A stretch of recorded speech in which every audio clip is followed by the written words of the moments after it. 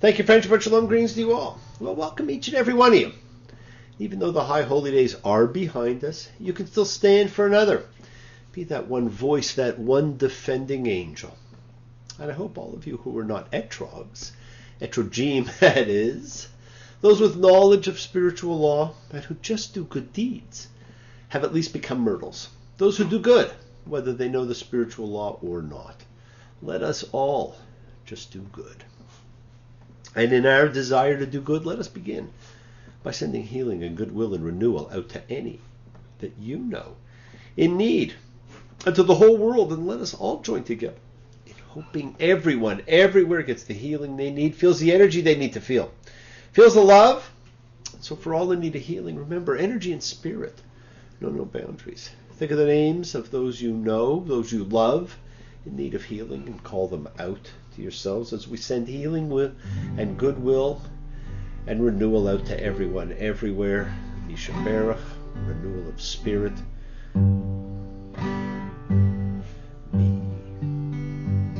Mishaberach, Avoteinu, Makor HaBracha, Limotenu. May the source of strength, who blessed the ones before us, let's find the courage to make our lives a blessing, the renewal of body, the renewal of spirit, and let us say Amen.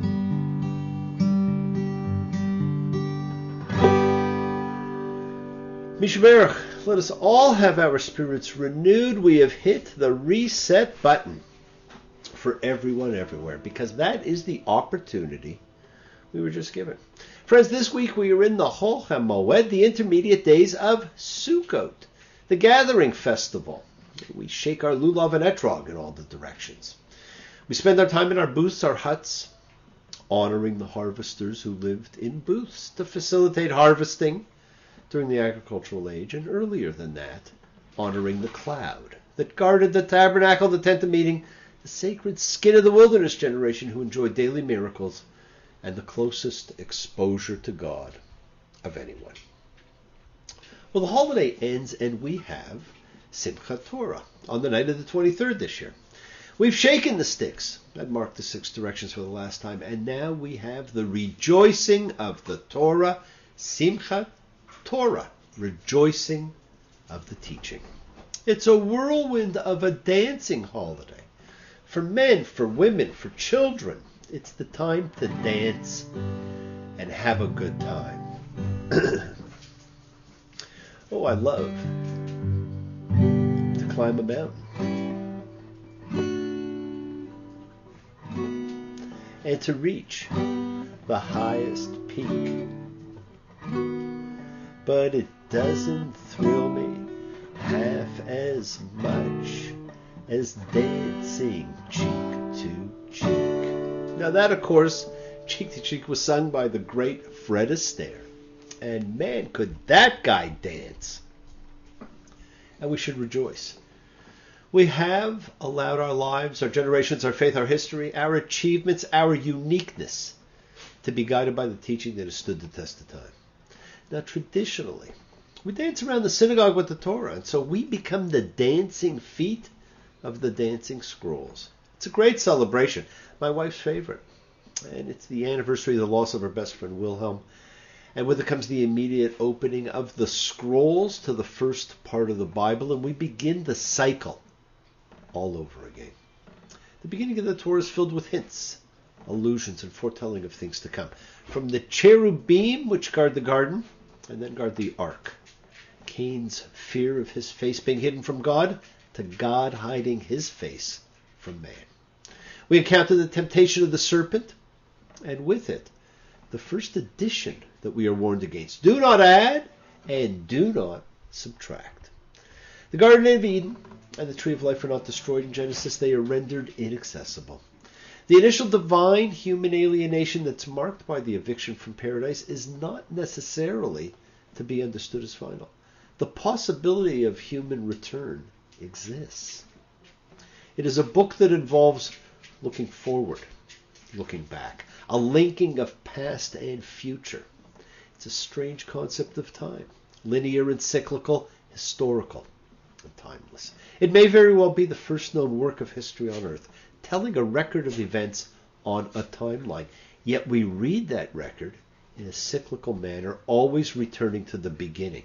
And so returning, teshuvah, becomes one of the central concepts and themes of Judaism.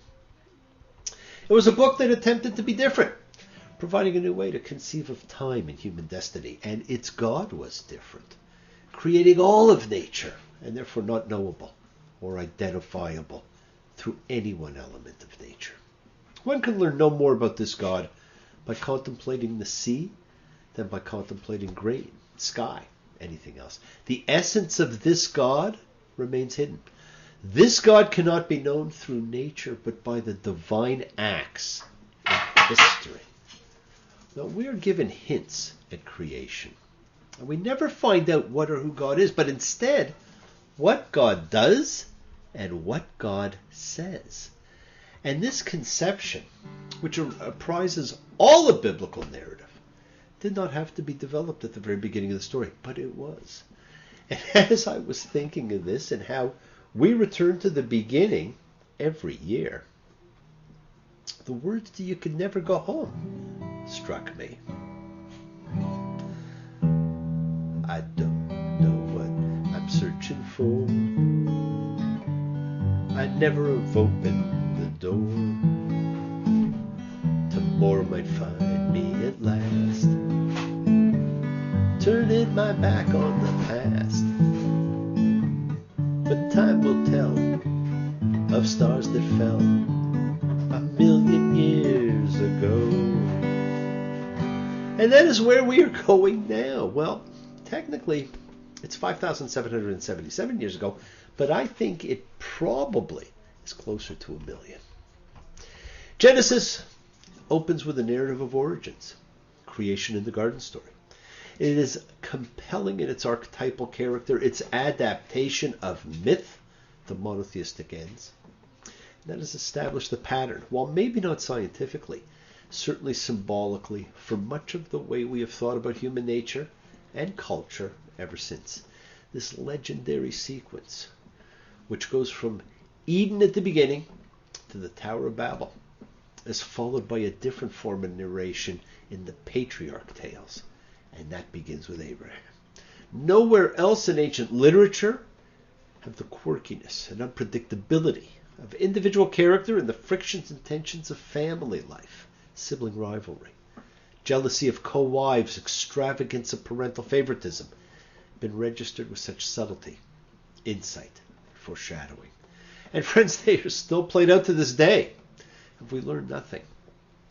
Or is this part of the flaw we will read about, and which we were so reminded of in the Song of Moses that ends the book?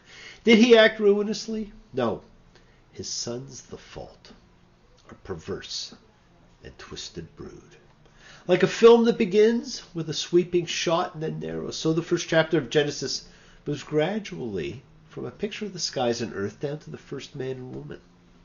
And the story's focus continues to narrow from the universe to the earth, to humankind, to specific lands and peoples, to a single family.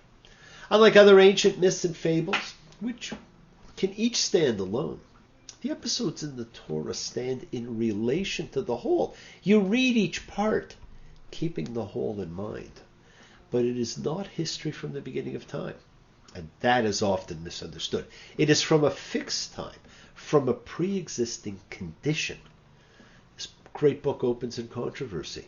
The translation of its first line alone has been the subject of books. And keep in mind, the concern of the Hebrew Bible generally is history, not the cosmos. And it's really only Genesis 1, which we will read next week, that is an exception. You will notice it does not say, "In the beginning, God created the skies and the earth," although you may very well read that in various translations. Rather, it says, Bereshit bara Elohim et hashamayim ve'et haaretz. In the beginning of the gods creating the skies and the earth, when the earth had been shapeless and formless. That is, there's a pre-existing matter, one which is in a state of watery chaos. Subsequent matter, dry land, heavenly bodies, plants, animals, may be formed out of this undifferentiated fluid, and creation becomes a series of separations, and in each separation a name is given to distinguish it. In ancient times, the world was perceived to be like a bubble with water all around it, almost like a glass dome. And the Rambam called it a tent. And this is further seen when you read the description of the flood. It was not simply rain. You will read all the well springs of the great deep burst, and the casements of the heavens opened. Now, when in doubt, my friends, look to the words. The Hebrew word represented by casements is erubot. It is a rare term occurring only twice elsewhere in the Bible, and it clearly means window. And when we read the flood, it is the description of the heavens opening and of below the earth, the seas opening and water just filling the vacuum. Now, we've taken this great collection and we've changed it in many ways. We've taken one of the books, the book of instruction, Torah, to be the title to the whole. It has been most commonly called the Pentateuch in Greek or the Chumash in Hebrew, both of which simply mean five or the five books. And scholarship for more than 2 centuries has agreed that the 5 books are drawn together from different literary sources. The standard account offered by modern scholars of the Torah identifies 4 principal literary strands. J, the Yahwistic strand for the 4-letter name of God. E, the Elohistic strand. P, the priestly strand. And D, for Deuteronomy. Now, the first 3 are unevenly intertwined through Genesis, Exodus, and Numbers, while P, the priestly strand, predominates in Leviticus, and all of Deuteronomy is D. But of course, most of us grew up being told Moses wrote them all. Now, we've learned much archaeologically and scholarly that we did not know before. But because of how we view this book as a book highlighting faith, law, ritual, ethics, it does not matter. What matters is what these books mean, what they teach or instruct, what they represent, especially to the Jewish people. One does not need to claim that Genesis is a single artwork, like, say, a novel, in order to grant it integrity as a book. We're not conducting a history lecture, but of course we have to look to history and language and politics and religious development in our learning to understand how this book ties a faith together. The Torah tells us more than once that we must examine it in every generation, that we must ask new questions and get new answers. That is how an organic book can still have the impact which it does. Now, as most of you are aware, and as you just saw, language and words are crucial. And so it should be kept in mind that we have an approximate notion only of how biblical Hebrew was originally pronounced. There is some question about vowels in particular, because vowel points were added to the text by the Masoretes, the Hebrew scholars of 6th to 10th century Tiberius, who fixed the text of the Bible with full punctuation, standard since then, almost 2 millennia after the texts were composed. There were, however, a continuous tradition for recitation of the texts on which the Masoretes drew. Just like the Iliad was an oral book. And as we begin with Genesis, the only one of the 5 books that is more or less a continuous narrative from beginning to end, you will notice that it is a book of opposites. Genesis begins with the making of heaven and earth and all life, and ends with the image of Joseph's mummy in a coffin. The primeval history cultivates a kind of narrative that is fable-like, legendary, sometimes even mythic. The human actors in these stories are kept at a distance and seem more generalized types than individual characters with distinctive personal histories, like the patriarchs. We have a book filled with mystery and majesty, as we mentioned last time, and what we will read next the little talked about enigmatic notice about the Nephilim, the human divine hybrids of the primeval age, concludes with these words. They are the heroes of yore, the men of renown. And there were stories told about these beings in every culture the world over. And next week, when we read it, we actually begin at the beginning with a book we have read, a book we know how it ends, but we still read it fresh each time. Yes, the world is sacred, and so is everything in it. Express your gratitude, my friends. Light a candle. Make a wish. Celebrate your life and the lives of those you love. Share your feelings with them. Live free, be free, and honor your freedom. Be well, be happy, be blessed. Share and honor the light and all who live in the light, and continue to shine. Continue to send everybody you know goodwill and love. Pray for peace and freedom for everyone. An end to terror and hatred. Remember, friends, we are a community. We learn together, we celebrate each other, we love each other. We share this ride together, men and women equally. Let us send out love, not fear. Send out peace, harmony, good healing to all who need it. And please do. Learn to forgive. Learn to love. Open your hearts. Honor the relationships of your life. Tell those you love that you love them. Take advantage of the time you have. Enjoy the journey, my friends. We take the twists and turns and the patterns that weave through the fabric of our lives in our efforts to grow, to learn, to be, to love. So please do love. Send healing, goodwill, and love to all who need it. Share your holiness. Bless you all. Now have a fantastic week, a week of love and light, a week of peace and healing for you to honor the people of your life. Honor the journey you were on. Honor yourselves and friends. Keep your eyes open to what you may not be seeing. Keep your ears open and listen to the world around you. And remember, this is an organic book. The lessons, the laws, the ethics, the ritual, they change with the times. It's how it stays current, relevant, new, meaningful, and continues to provide us with insight and with answers.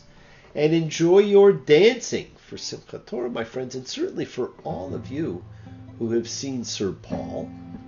This is always a highlight of the evening. Everybody gonna dance tonight. Everybody gonna feel alright. Everybody gonna dance around tonight.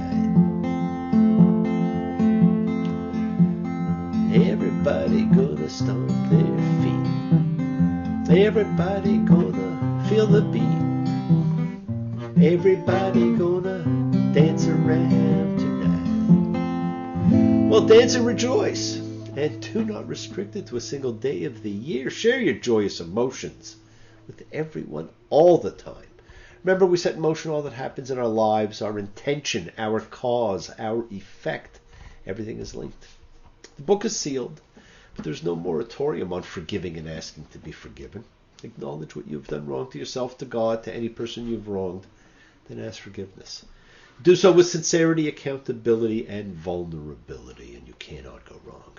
Do not stop your journey, my friends. Do not stop moving towards your promised land that is in sight. Keep on dreaming, keep on being, keep sharing, keep shining, keep teaching.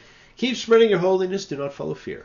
Now, thank you all for joining me, for participating, for sharing your lives, your loves, your time with me. I love you all. I look forward to seeing you all next week in the beginning when we start again.